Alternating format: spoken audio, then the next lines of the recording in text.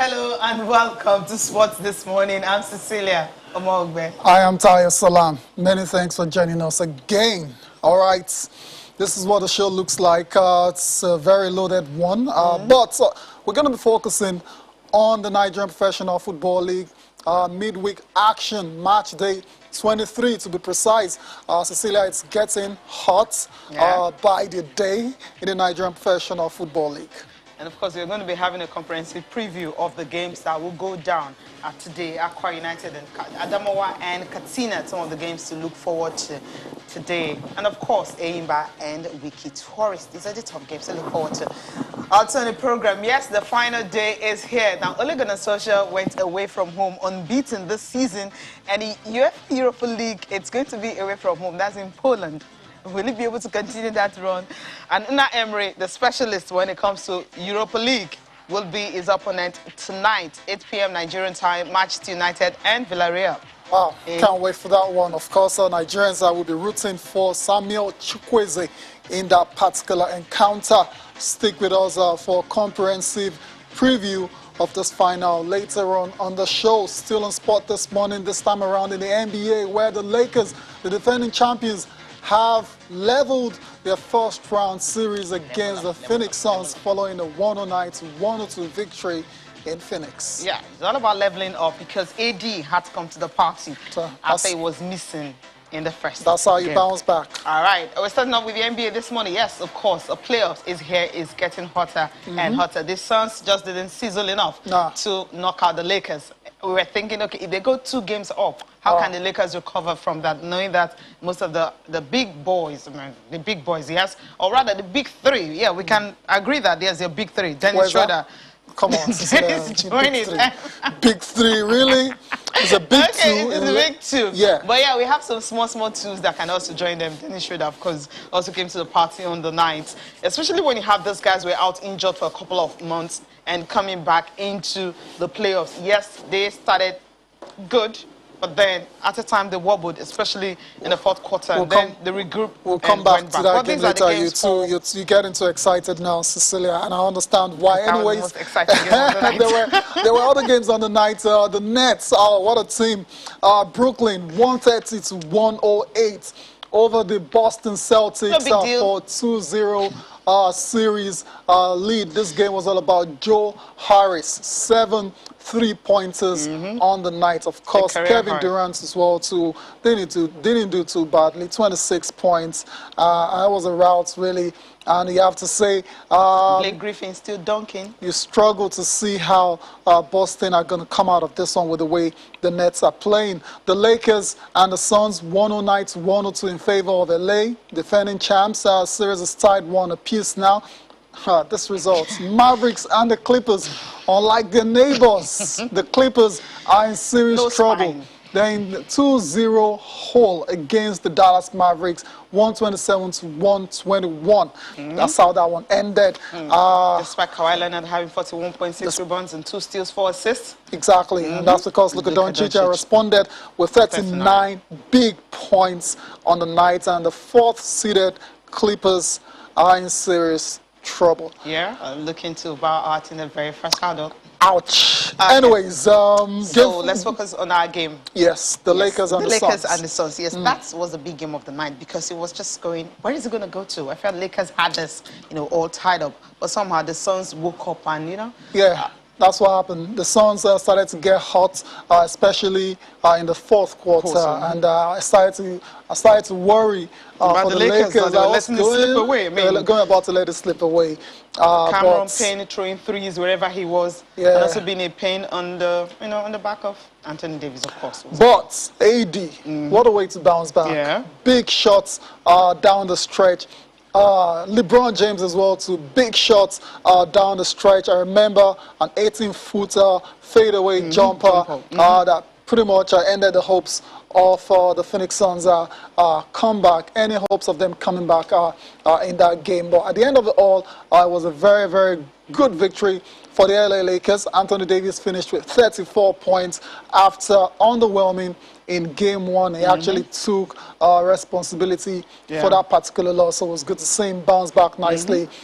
Very efficient on the day, 18 of 21 from the free throw Yeah. line, and also finished with 10 rebounds and 7 assists. And 34 points, also 3 blocks. And it was all about him on the night. I love the fact that he bounced back from that first game, especially, you know, he was really heavily criticized. I felt he was lethargic. You know, he wasn't the AD that we know. Yeah. But this particular game, he was on fire all through. That LeBron even had to be giving him the balls because he knows that he wasn't going to miss from the points. Yeah, LeBron also was brilliant. Yeah. He had 23 points, including that final quarter there in the final minutes where he had to nail it in the coffin. And then 9 assists and 4 rebounds he added to it. Dennis Schroeder, I mentioned him earlier, had 24 points. Andre Drummond had to contribute 15 points and 12 rebounds on the night. Well, let's take a listen to, you know, those involved in the party, especially having Devin Booker, not really so happy because, you know, yeah, he put up some numbers, but it just wasn't enough. But let's listen to Anthony Davis and LeBron James, you know, talking about this game. You know, we had some mistakes down the end, but we stayed poised, we stayed comfortable. We've been in that position before. We didn't overreact. It's a team who's playing at home with a crowd. They're going to make shots. And, you know, we just make sure that we executed on the other end and that we got stops when it mattered. So, you know, we didn't stress too much. This team can make shots. They're the best shooting team in the league. You know, confident in my shot. Missed a lot of mid-ranges today, usually, you know, that I usually make, but didn't stop me from shooting. I was being aggressive into the line. You know, and the same with the rest of the guys. You know, Ron, big-time shots. DS, huge in the third quarter. So we just played Mark, hit a big 3. So we just kept playing Lakers basketball, but just taking what the defense gave us. You know, just playoff basketball, obviously emotions, and, you know, every possession is so key. So to be able to make a big play in a big moment, it means a lot to our ball club. I mean, that's Chris, man. He's going to fight. You know, he's a warrior out there, and, you know, I know he doesn't want anything more than, you know, to win these games. So I know he's going to do everything in his power to be out there. Obviously still bothering him. And, you know, we have a short couple days, you know, that he can get some recovery and treatment in to, you know, hopefully get it right for next game. Yeah, just, you know, play all the way through. You know, I think second or third quarter we got down 15 at one point, and it was an uphill battle the rest of the way. You know, so hopefully we can do our work earlier next game and, you know, just be ready to come out and play. What's going to happen in Game 3. That will be at the Staples Center on Thursday. Of course, Lakers will have the opportunity to play the playoffs in front of fans for the first time since 2013, right? Yeah, it's been a long time. Wow. Suddenly, having the fans back. Suddenly, the Lakers have momentum on their side now going into Game 3. And this series has Game 7 written all over it. I wouldn't be surprised that one beat if it goes down to the wire. Anyways, before we leave the NBA playoffs, let's take a look at our top performers.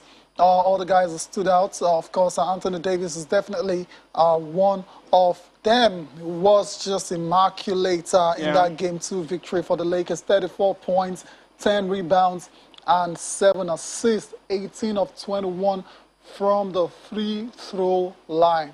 Take a bow wherever you are.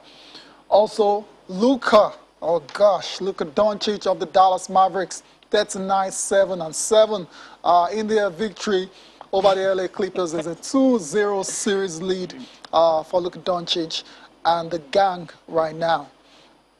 Last but not the least, unfortunately, a big night from KAWHI Leonard, 41 points, 30 by halftime.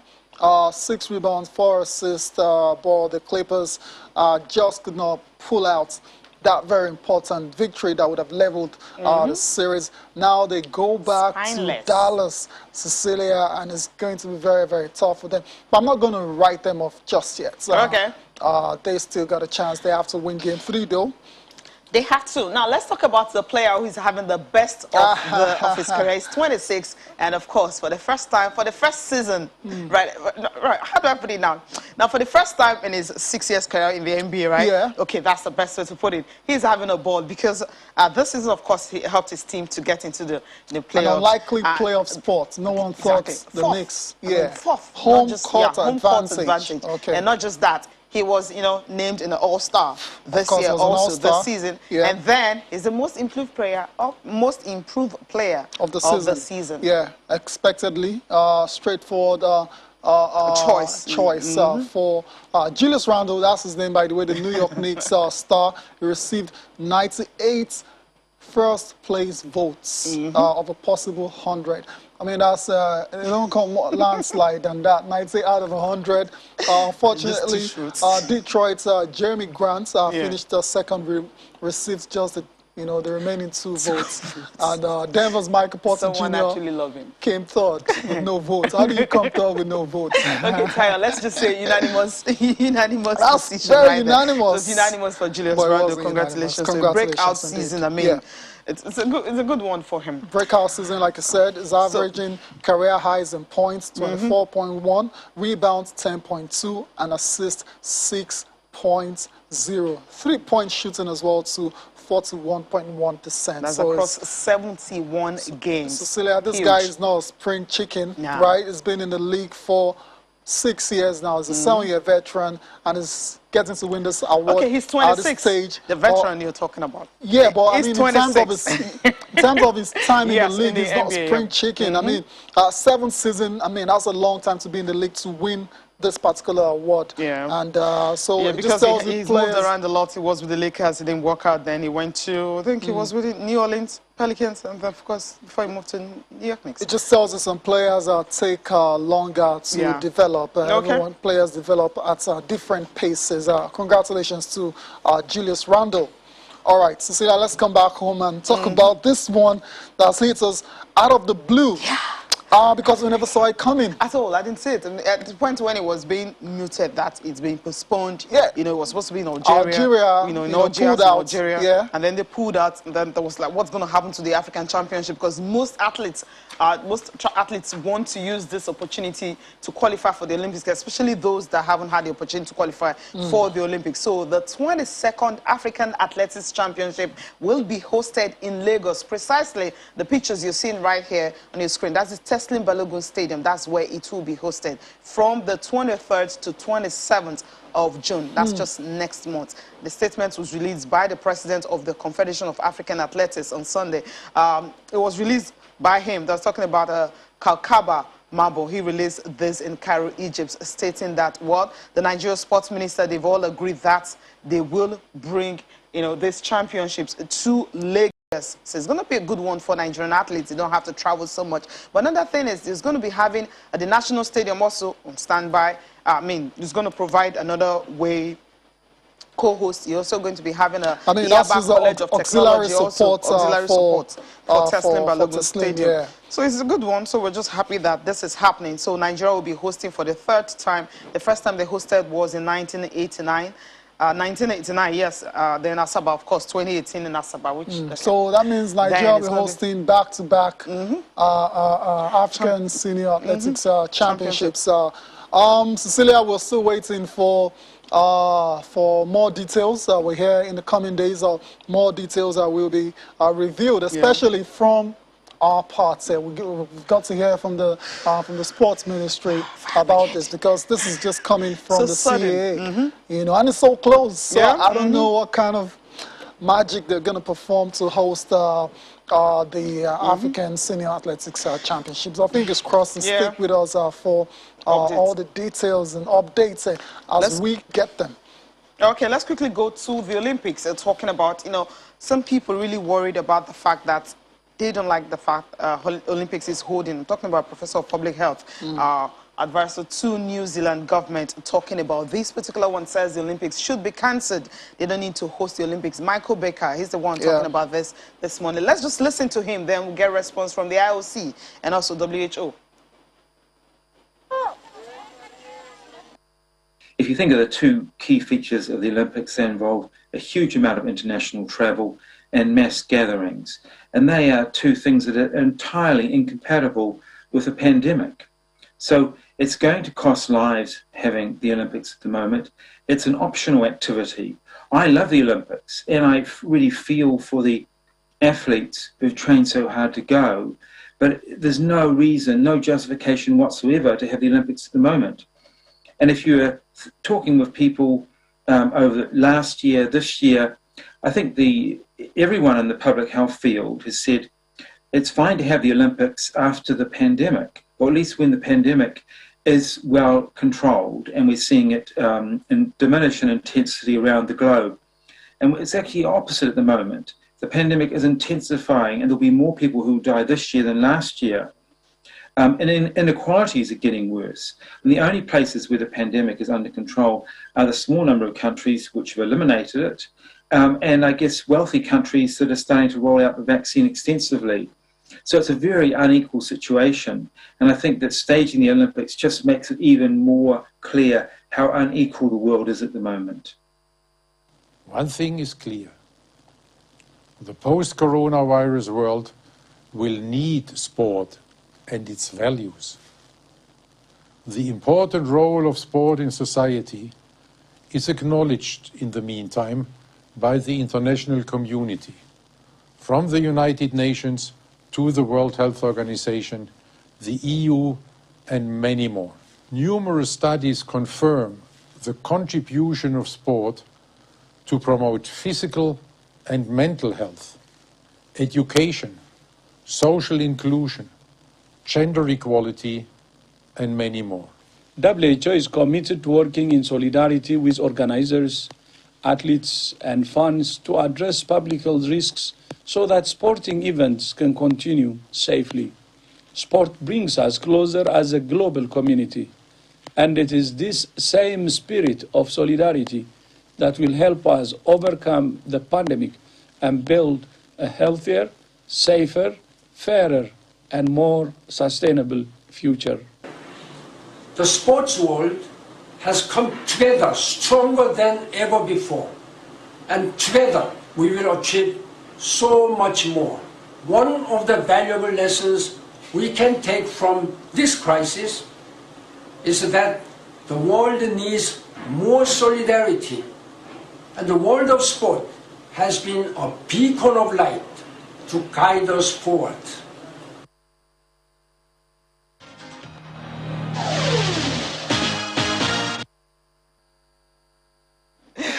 Welcome back. All right, time for you guys to talk to us this morning. It's Europa League final, and it's between Manchester United and Villarreal. Who will you be rooting for? Yes, there's a Nigerian, Samuel Chukwueze for Villarreal, and Shotire, right? Okay, there's a Nigerian for Manchester United. Yes. Yeah, but then Come he on. has a Nigerian name. He's got a Nigerian parent, so you can say it's a Nigerian.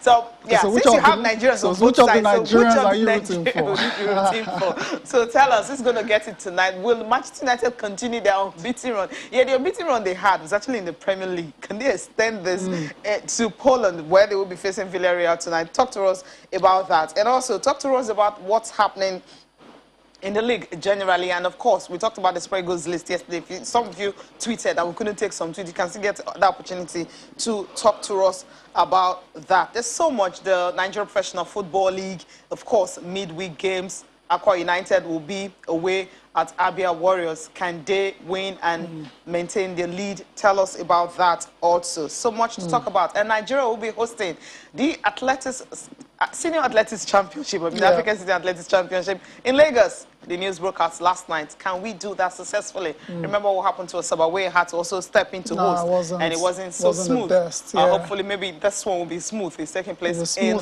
Lagos. Yeah. Smoother, right? Yeah, hopefully. Fingers crossed. Fingers crossed. All right. So, MPFL, yes, let's get into that before our guests will join us for the Europa League preview, comprehensive preview we'll be doing this morning. But first, we'll talk about Nigeria Professional Football League, the games for tonight. Yes, match day 23. Cecilia, you already mentioned the Abia Warriors taking on KAWHI United. All eyes will be on that game to see if the Promise Keepers are able to maintain their lead by getting any kind of result in Abia. Anyways, We'll come back to that later on. Adamawa United will be in action against Katsina United. Kano Pillars versus Nasarawa United. Advantage. Okay, yes, this is Ahmed Musa still waiting for his first goal since coming back. And it's Dakada FC versus FC Ipian Yuba as well. Warri Wolves with a new technical crew will take on Lobby Stars. Also, you have other games, Sunshine games well. Stars and MFM will be in action. KAWHI United and Rivers, another game to watch out for today. Wiki Tourists, a name, but Wiki Tourists lost scandalously to Plateau United 4-1. Yeah, and of course, the night doesn't get easier with a new coach. They're facing Aimba next. Heartland and Plateau United will also be in action. That game will be live on TV. Yeah, okay, that's not the game live on TV. The games live on TV will be Abia Warriors and Aqua United. And also you have... yes, that game will be live on TV. Yeah, it's live on TV. Then you have Abia Warriors and Aqua United, also the games that will be live on TV, MPFL TV, and also on NTA. So you can watch those two games, which will be a very, very big one because of the teams involved in it. Okay, time to talk about Europa League. We'll be joined by two guests. The first will be joined by Owunka, Calvin Owunka, that's the publisher of ACLsports.com.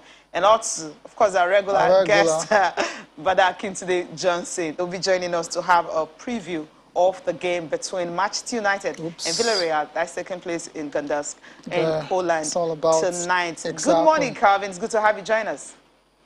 Good. Thanks for having me. All right. It's great to have you on the show. All right. Great to have you on the show this morning. Badar, good morning. It's good to have you join us, too. Morning, Cecilia. Morning, guys. Pleasure to be on the show. It's great to have you guys on the show. We're going to be doing a comprehensive preview of tonight's match between Manchester United and, of course, Villarreal. Villarreal, first time in a European final. And, of course, there will be underdogs going into that particular game. Let's just see details of that particular matchup later tonight. United taking on Villarreal in Poland, Gdansk to be precise, and it's 8 p.m. Nigerian time, Cecilia, so there's no reason for you not to watch this game. It's not the latest at all. There's also the French referee who's going to be in charge as well, so just 39 years old, and there's going to be a lot of pressure on that guy, definitely. All right, let's just go to our guest now straight away, Cecilia. Let's dive into it, you know. Okay, this is what you have here. Details of what's taking place today. Yeah, just the stadium, and also you have Villarreal and United Europa League final.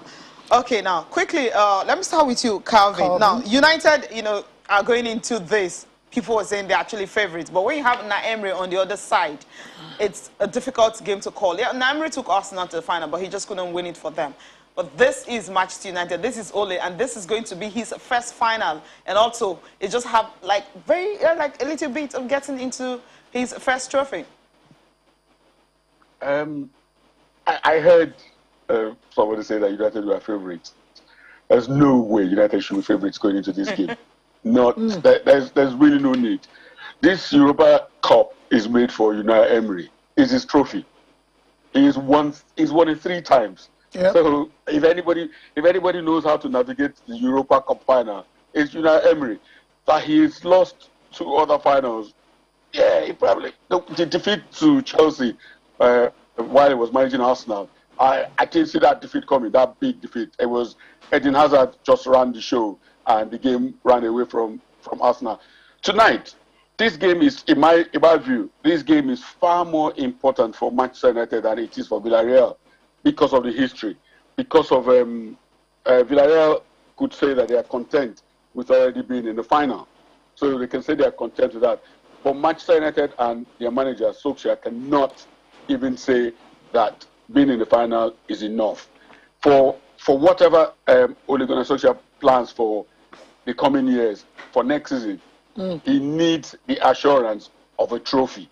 That winning the Europa League trophy this year would absolutely give him another 18 months in the job, at least minimum under 18 months if he wins this Europa League, if United win this Europa League tonight. But it is not going to be easy in any way. Emery's Villarreal will be coming here expecting that they can win if they play to their form. You're right. It's going to be a very, very tough encounter indeed, like Ole Gunnar Solskjaer said as well. So we'll get to listen to him later on. But let's go to Bada now. I'm going to Villarreal are no pushovers at all. And their league form has been patchy domestically. But in Europe, they have been great, unbeaten since the competition started. Won the group stage with 16 points. And you have to say they will fancy the chances against the United side, of course, are the more illustrious side. And they've got the better players and all of that. How do you see this one playing out tonight, Bada? Well, Calvin and United fans can pretend all they want about United. Can you stop it? But, I mean, there's no way you look at this and you don't pick out United as clear, not just favorites, clear favorites going into this one. They are the more traditional European side. They are the ones with the history, the pedigree of winning big competitions. Like you said, it's Villarreal's first final. So even if they don't win it, their season will be looked at, as Calvin said, as a success already, just for the fact that they got this far. Yeah. But they also won't be stupid not to believe that if they play up to their potential and maybe United don't, they can end up winning this trophy. But I think that even if you consider the playing styles of the two sides, United will still look to me like favorites. Villarreal only play one way, expansive, free-flowing, attacking football. They defend competently as well, it must be said, but they're not like United, who know what to do without the ball.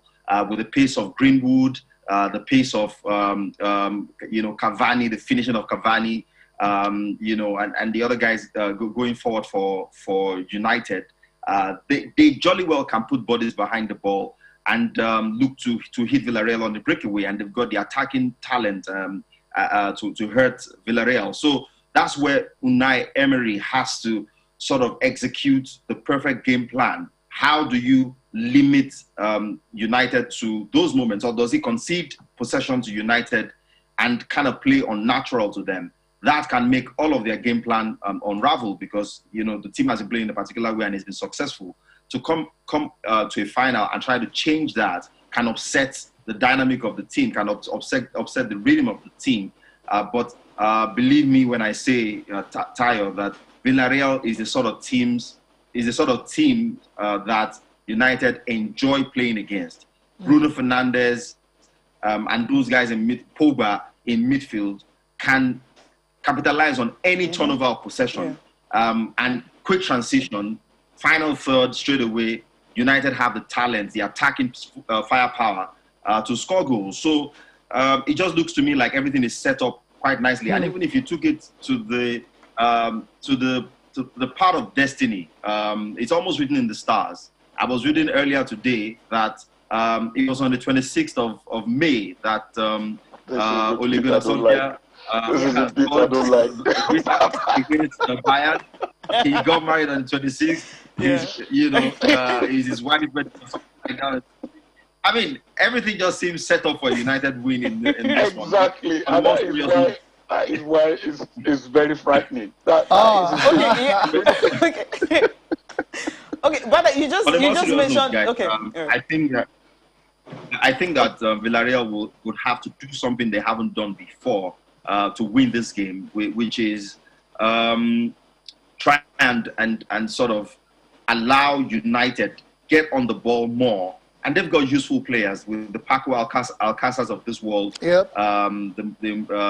Gerard Morenos of this world. They've got players with genuine, talent who, can hurt United too. But if they want to play expansive, if they want to be on the front foot all the time, dictating the play, passing, controlling the game, it's just going to play into United's hands. But again, some will argue, go into that game believing that your best football will be better than what your opposition has to or can produce, and you can win the game or give yourself the best chance to win the game. So it's just, sort of poised in a way that, for me, of course, obviously, I want a very exciting final. I want a final that has two teams that are playing at their best, but I just feel like United will have the maturity to do what is important and what is required, rather, to win this particular game of football.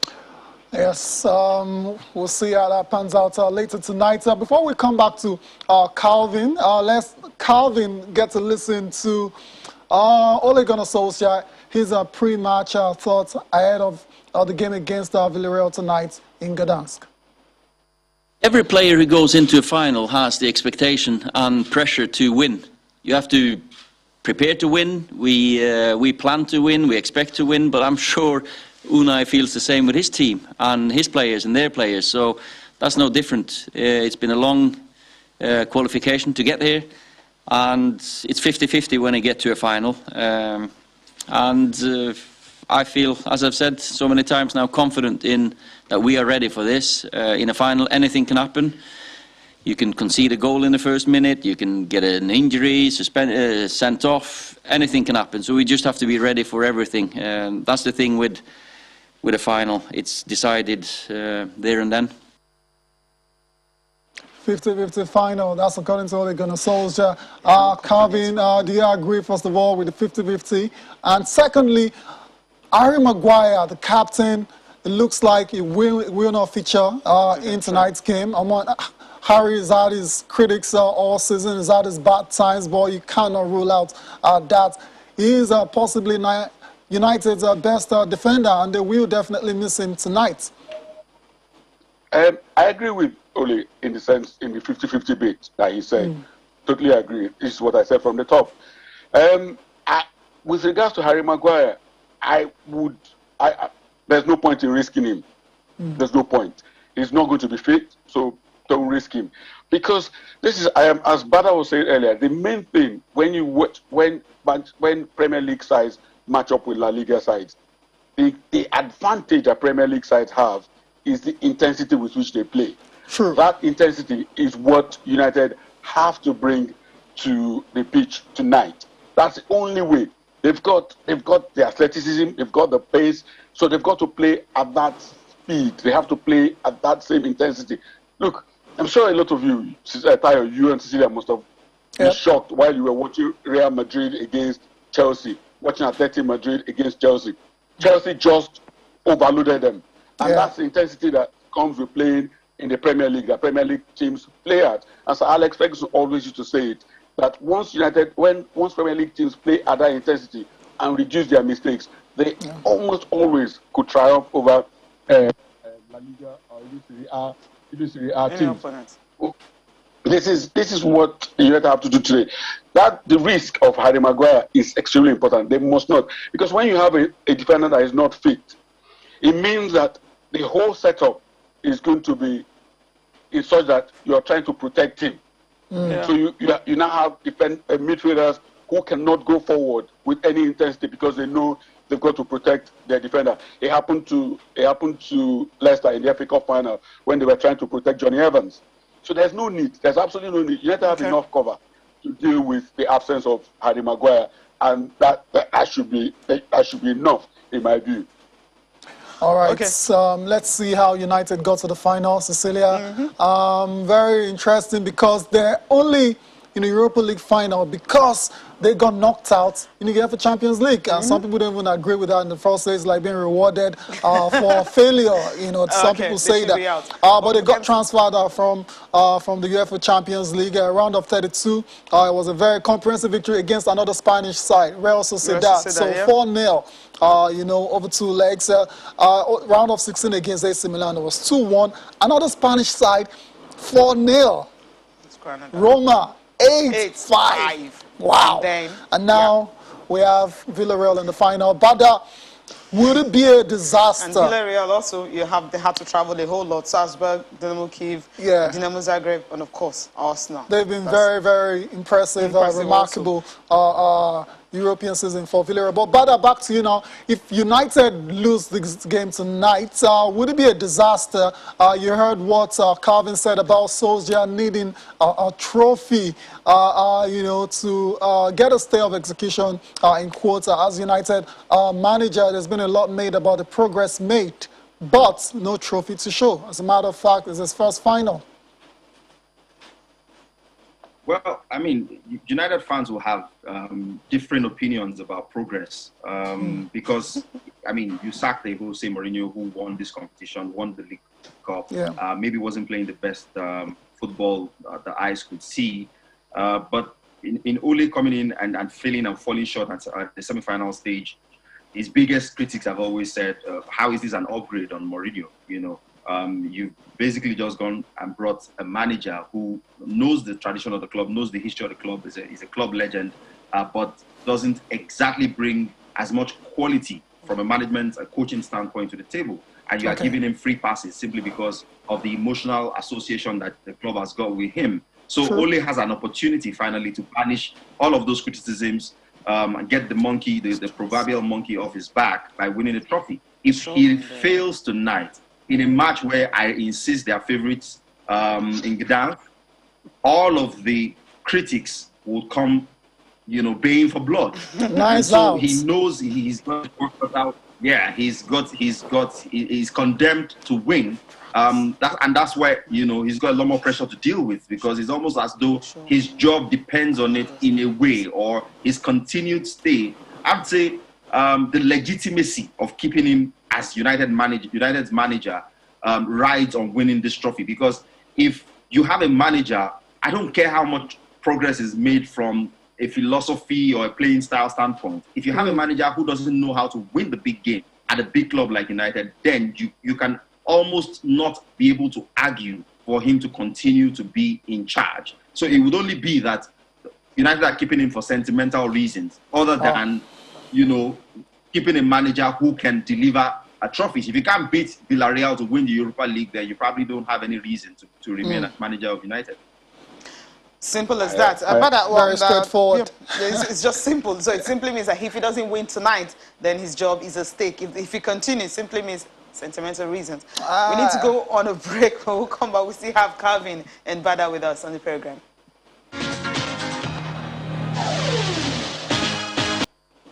All right, we are on the home stretch. So before we let our guests go, we need to put them on the spot. Now, I'll start with you, Calvin. Who will you be rooting for tonight? Come on.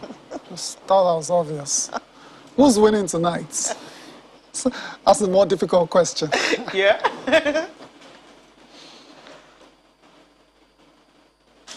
See, as Bada said, United have to win. I remember, I remember being at the FMB Stadium on February 10th, 2013 for the AFCON final in Nigeria versus Burkina Faso.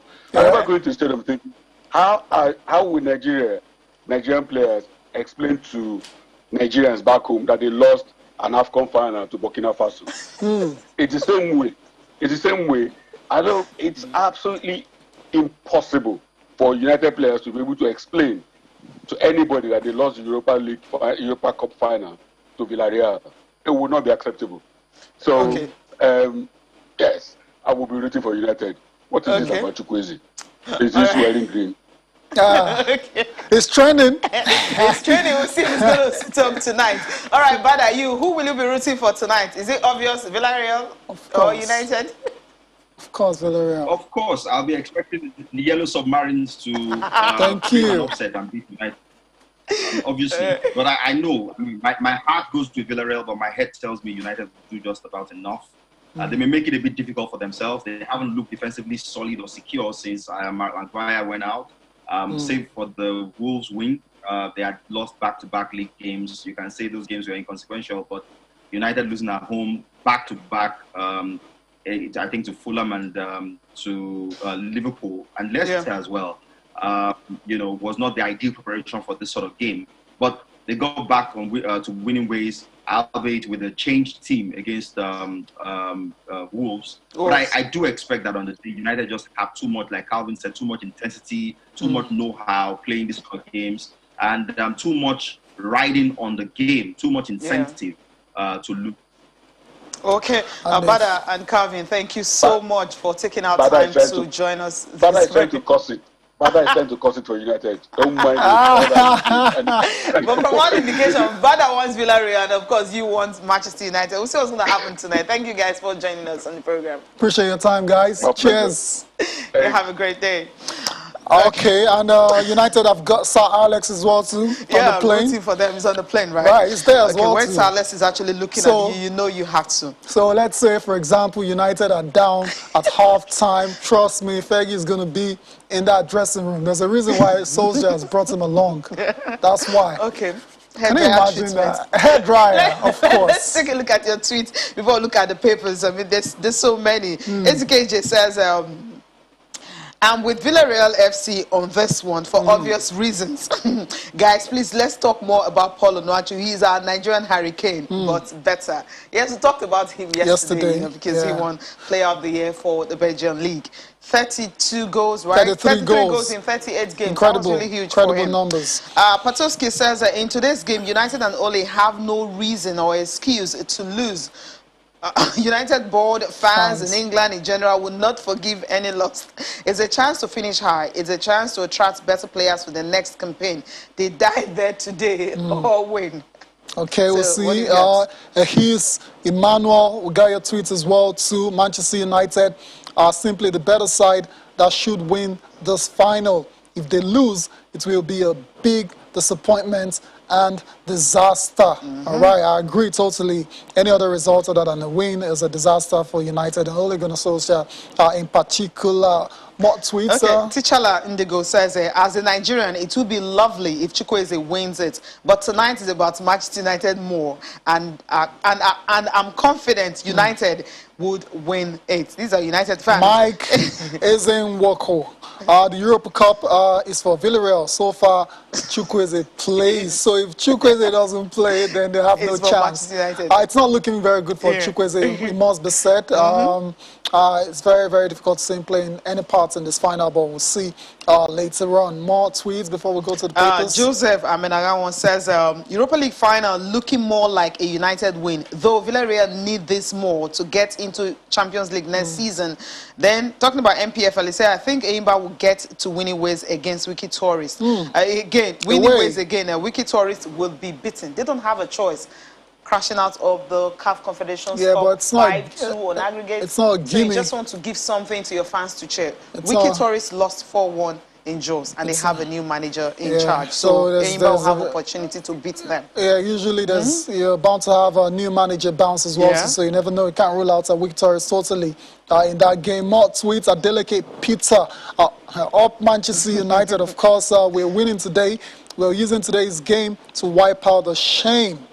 What shame is that? What shame is that? Anyways, I got your message.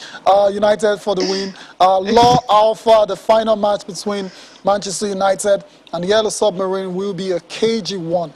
Any team that takes their chances will emerge victorious. But I think Manchester United have what it takes to nail this one. Okay.